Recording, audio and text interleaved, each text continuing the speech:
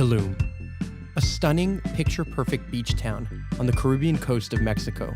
And well, as the locals would say, it's Caliente.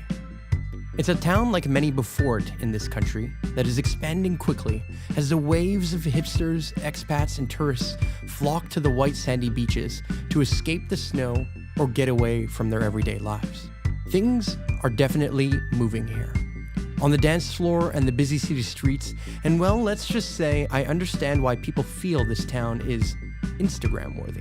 I could surely dazzle you and your attention with B-roll of its beauty endlessly. But there is a deeper narrative I want this particular story to express. You see, with the tidal wave of new boho condos, restaurants, and boutique hotels being built in this town, comes an undercurrent of problems that lie beneath the surface. Sometimes I can't help but wonder, is this growth or is this decay? Allow me to add some context to this question. The world is accelerating at a pace unlike ever before. And the landscapes are changing in every major industry as we face the incoming tide of disruptive technologies. With expansion, however, there are some things that are shrinking. I hate to be the bearer of bad news, but both on land and at the depths of the ocean, there are some vital signs of an ecosystem in distress. In fact, that's why I came to Tulum. Yes, I heard a bunch about its beauty, its socially responsible expansion, and the eco-chic villas popping up on the off-grid beaches. But part of me had a degree of skepticism as to what wasn't in frame in the many picture-perfect snaps I see on my newsfeed. I came to continue my training as a rescue scuba diver, and although this is a certification level on my way to becoming a dive instructor, it is also eerily symbolic of the state of our oceans. Due to plastics, overfishing, shark hunting in nets, and warmer waters, that in 2016 alone, 1/6 of the world's coral was affected by coral bleaching. Today isn't looking any better. From the perils of coral bleaching events to the increased probability of violent tropical storms due to warmer surface temperatures, the devastation is a story often left unheard, just like the voices of the fish beneath the crystal clear blue waters. If ocean life had vocal cords and a social media following, you'd hear stories of hardship and struggle as we fast approach a world in which there will soon be more plastic in the ocean than fish. I am often tormented by my privilege to travel and see the world, all the while plagued with the knowledge that we need to be doing something differently.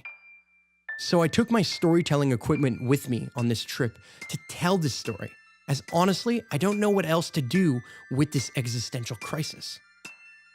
Do you feel this way? Do you wonder if you are sometimes part of the problem, even if you're the kind of person looking to play an active role in the solutions?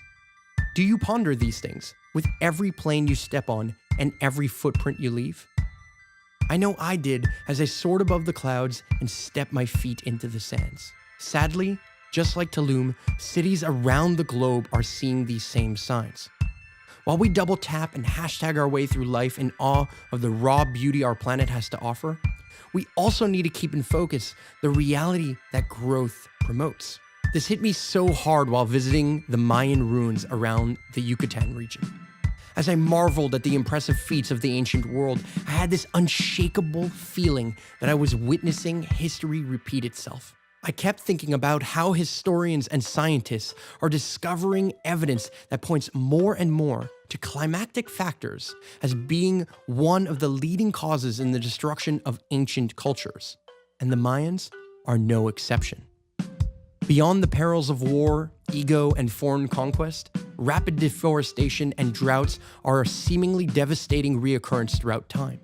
It would be easy for me to pour over this with judgment and point a finger, but there is no one person to blame. We are products of our system playing out, a part of a larger picture similar to an ecosystem we see in nature.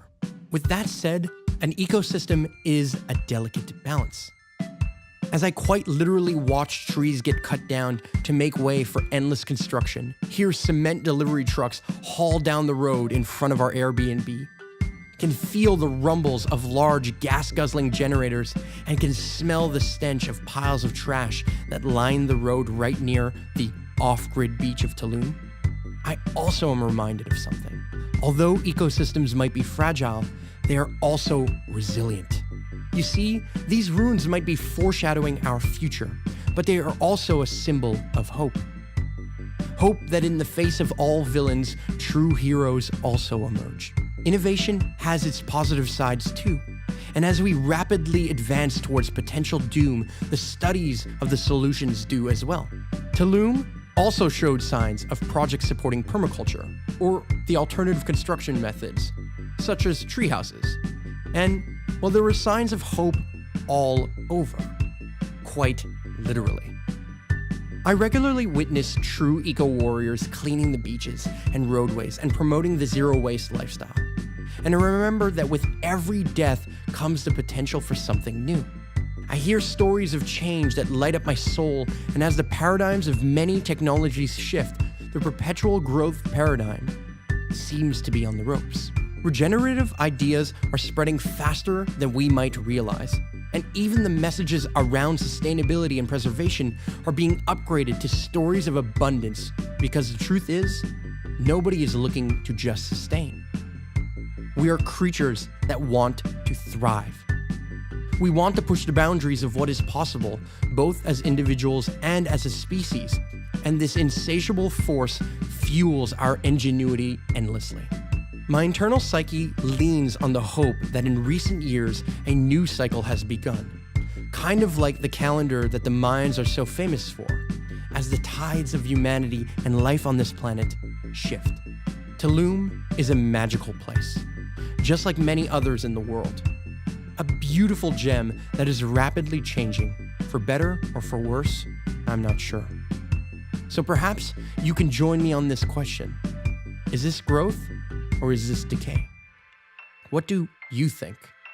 How does this make you feel?